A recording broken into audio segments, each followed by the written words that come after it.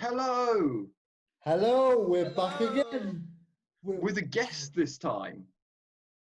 Do for the DigiFest episode. exactly. Do you want to introduce yourself, Dara?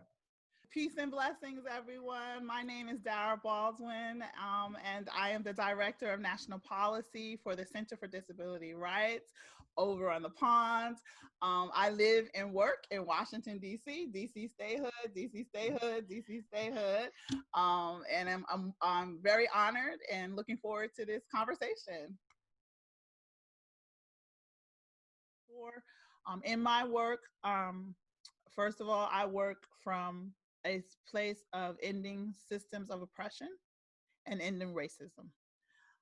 That I center that, and I center Black and Brown people in my work, and specifically Black people, because I am a Black person, and I am blessed to be able to be in the position I am in and to do this work. And I'm not going to sit here with this privilege and not do that. Second, I also go at my work in the fact that I take it from the streets to the suites and not the other way around. Meaning I take what the streets, the people tell me they want to be done, and I go to the suites, which is Congress, which I was just talking about, the House of Representatives and the United States Senate, as well as the White House, because we work with all of them. And I tell them what we want. And then, right, and when I tell people always say, oh, does that work? Like, well, if you go into negotiations letting someone think that they have the upper hand, they will always have the upper hand. These people don't have the upper hand. They are in the positions they are in is because my people put you there, and you are going to do what we ask you to do. And guess what? They vote you out. As we just saw, two very prominent Democrats who have been in office for many years. Just last night, Representative Clay from Missouri was pushed out by a young Black woman, BLM, Black Lives Matter activist from Ferguson, Missouri, where Mike Brown was killed. She is a nurse. She is a single mother, Black woman who pushed this man out, and he lost the primary, the Democratic primary. His father was in that position before him. So it's a 52-year family dynasty, right? Kind of like the Kennedys. The Clays were the Black, right? They were doing their stuff for 52, and she knocked them out. And so now she's there. And then in New York, you had Elliot Engel was kicked out by Jamal. And Jamal is same thing. Elliot Engel was there for 30-something years, and he kicked him out. And so Jamal is a Black man, Jamal Brown, and he is a progressive teacher. He was a teacher, educator, say the same thing. You're not doing well by my children in school, and I want better. So he went and he did that. So that's kind of what we talk about here, the Black and Brown. And in the disability community in the United States, we have what's called disability rights, who are the group of people who help get the ADA passed along with Black and Brown people, but you would never know it, right? And disability rights folks erase all Blackism, any Black people, any Brown people. They act like we don't exist and we don't have anything to do with this. They pretend like Black people weren't part of the movement. And when in fact the Black Panthers of Washington, D.C. helped them out when they were doing the crawl. If you know, the crawl is a ADA ADA direct action that was done to get the ADA passed. It had passed in the House, and they wanted it to get passed in the Senate. You have to get it passed in 2 chambers in the United States. And the United States Capitol was not accessible. So they crawled up the stairs to show people that the United States Capitol is not accessible. And it took them about 2 days to do that. And in the 2-day time, it was the Black Panthers who brought them food.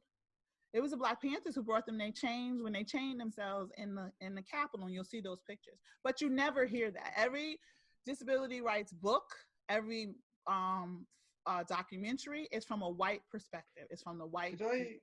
Can I just, the major media around right now around this topic is Cripchat.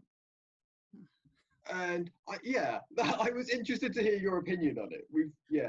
Yeah, so I'm not a fan of Cripchat because it, again, is a white perspective. There are actually Black people, I saw it, I watched it. There are actually Black people in the movie. Do you know their names? No, because they didn't tell you. They didn't say who they were. They never do. I remember Black Panthers got mentioned and they were an integral part, but honestly, like, you're not wrong. Right. But there's 4 Black people that are shown in the movie. 2 of them are disabled. You don't know their names because they never. No, you don't because they never said who they are. because that's called erasure. And then you also had the other two worked at the camp, and you don't know who their names are because they're not important. They were workers, right? So that's what they do. They do these movies from a white perspective, from the white people's view. And even though black people are in the picture, you don't know, like they never talk about Don Galloway. When you see the whole fight of Section 504, it wasn't two white people who did that. There was Don Galloway, who was a black man who you'll see, he's blonde, and he did a lot of that work. They never talk about him.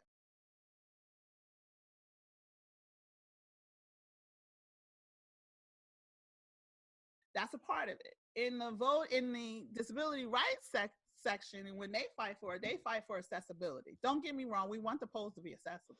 I want the polls to be accessible. Yeah. But that's only a little part of it. There you go. But they won't fight for the voter suppression side of it. They won't talk about that side of it, that you are actually creating laws that block black and brown people from voting. Yeah. Right? Or in education, right? They will talk about inclusion of students. They will talk about what we have called restraint seclusion here, which is tying up children, and horrible. Believe me, that is horrible, and it is, right? Something you should fight for. That's all they do, or maybe higher ed and academics, right? So when you fight for a policy issue, there's about 7 different areas you can come to. In the United States, we have what's called school climate, and we have what's called SROs in schools, school resource officers, who are law enforcement. So that Black Lives Matter, you're gonna sit here and say you support Black Lives Matter. Well, guess what? Black Lives Matter is not just law enforcement killing adults in a store or on the street. It is also law enforcement officers who are inside schools killing our children. But because the disability rights community and the people who run disability rights policy in DC are a bunch of able-bodied, white, middle-class, wealthy women, they don't do that because they don't have SROs in their schools and their children are not being killed. And so when you read documents, like literally Representative Ayanna Pressley and Senator Murphy just released a bill, counseling, not criminalization in the Schools Act. And there are about 60 civil and human rights organizations who signed on and said, we endorse this bill. There are about 3 disability rights groups on there, right? When there are 122 disability rights organizations in Washington, D.C. who do this work. They don't find that important. And you won't see them fighting for school climate to be ended, to eliminate killing Black and brown kids. You will not see children, you will not see them fighting for that. And so that is what Black people and brown people are arguing with and telling disability rights leaders who are so, oh my God, we are civil rights people. And they always say, we can't be racist because we're disabled. Really? Racism and privilege have nothing to do with your social economic status or who you are as a person in your being. It has to be with the fact of your skin color. And they don't want to acknowledge that. And they tell us that we're angry. I'm always the angry Black woman. And I can't take it. I'll take it from y'all. I'll be angry. I really don't care. What I also do is move on and work around them. And I'm gonna work for my Black people and get them right. Like that bill that just got introduced by Senator Murphy and Representative Pressley, I helped write and help make sure that Black kids, Black disabled children were included. And that the language was gonna help Black disabled children and all Black and brown kids. And you people don't have to come sit at that table, and I don't care, the work's still gonna get done, right? And my Center for Disability Rights, that's what we do. So that's what we do there. So also, we have some organizations like internships and fellowships, and a lot of disabled youth were coming to DC. Many of us changed that. It was all white and we changed it and, got some youth of color to come to DC. Also multiple disabilities, right? They always had the developmental disabilities, and we were like, no, you gotta have some deaf, you gotta have some people with mental health diagnoses, gotta have LGBT queer, right? We got them all here, right? Yeah, it's also your staff. Your staff is still very much white. Yeah. Your policy staff is white. Yeah. So you can talk a good game. Everybody talk a good game. They all do. Again, 122 organizations, all white people, no people of color are their policy people who are doing this. They do have people of color and they barely have disabled people working for them. When they do have people of color and disabled people working for them, they're usually their secretaries. They're usually the receptionists. They're usually a program person. They are not doing policy. They're not driving policy. They're not sitting at the table, right? And we always say in this work, what we say is, if you're creating a program, a policy, or a law, and you don't have directly impacted people with lived experience, or your table is homogeneous, all white people, whatever you created is wrong. And you're going to have to start all over again, because it comes from a system of racism. This country is based on racism. So if you don't have Black disabled people sitting at the table, and if you don't have LGBTQ, then you're not doing it right. So back to what I was saying, we had all these people here in DC doing these kind of internships and looking at what's going on. And they got angry and they said, where are the Black people? And Valisa Thompson created Disability to White, the hashtag Disability TOO White.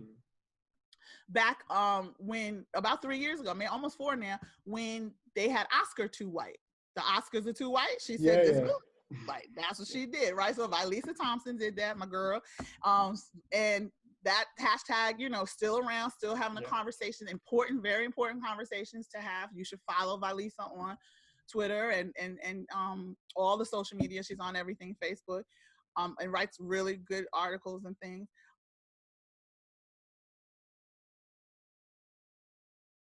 And so Mia Mingus and Lydia Brown and some others came up with disability justice.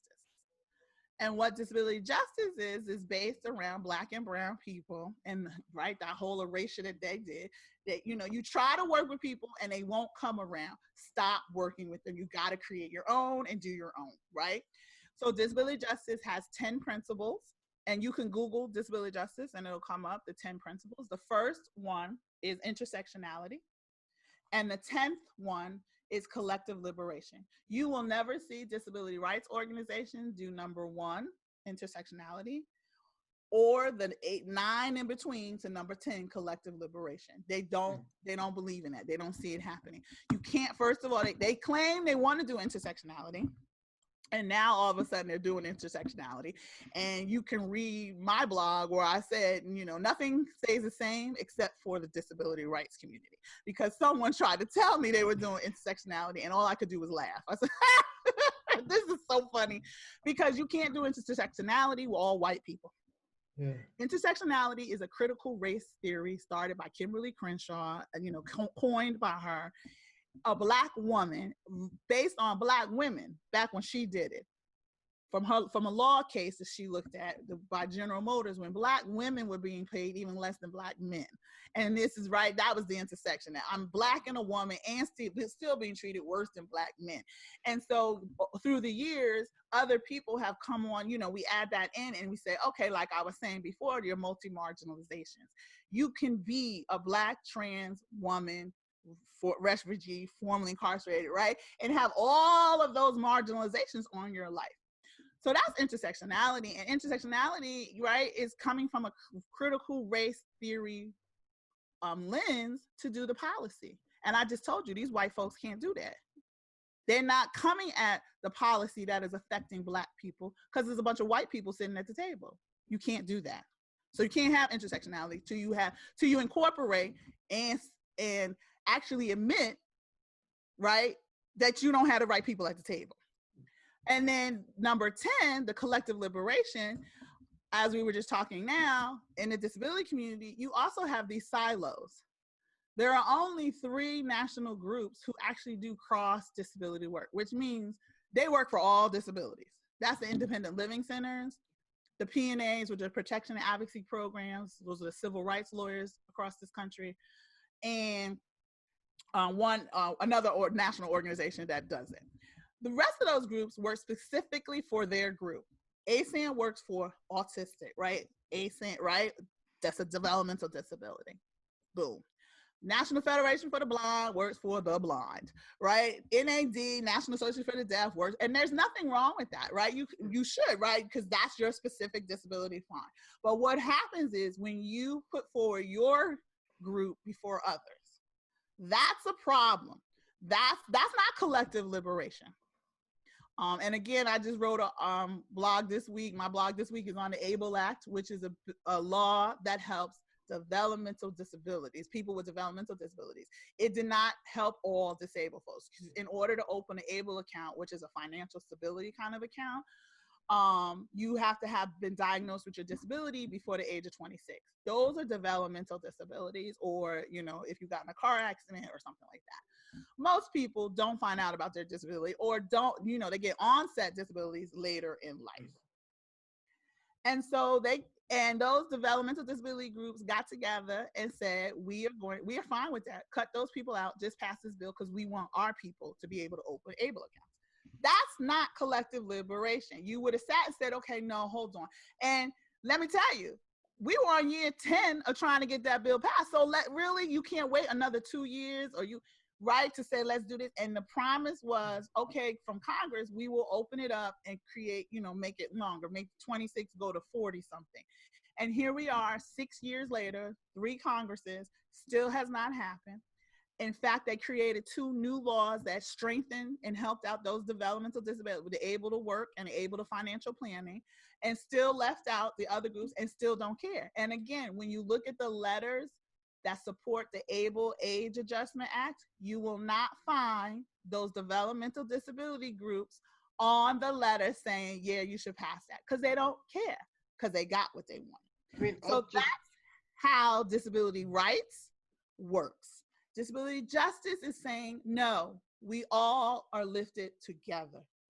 And I will say this, ASAN did not stand in support of that bill, but they also didn't oppose it, right? Yeah. So silence is complacency. Why are the developmental disability groups why are they more powerful? Why do they have this kind of prestige, or, you know, I'm curious. Very good question. So many of them are very wealthy. So they're very wealthy. That's the answer. One of them, Autism Speaks, right? The average, you know, median income for Autism Speak member this is about 5 years ago when they did this, $150,000 a year. The person who started Autism Speaks is also, he's a retired man who ran GE, General Electric, and NBC Studios. Oh, right, okay. All right, so that's how he got it started. It was his grandson who had autism, and he said, oh, we've got to fix this. And so he created Autism Speak. Don't just jump in and support organizations just because they look good on the outside. You know, the people we kind of work for, low socioeconomic status, great. And when people, you know, come, you know, the person who ran GE and NBC, they can call up any of these quote unquote stars, you know, and stars have money. So they bring them. So when you put people on your board who have money, then they bring money. Money excludes money. It keeps bringing money. We don't have those people on our boards, right? We have everyday folks who are just trying to help out, not saying they're not doing wealthy, you know, but money opens doors for you and opens wider. You have a lot of Republicans who sit at those tables. Yeah. But this has been fun, you guys. I just want to say thank you. And I've been Shabaaz Mohammed. That's Pete Marshall. And that's goodbye, Dara Shabaaz.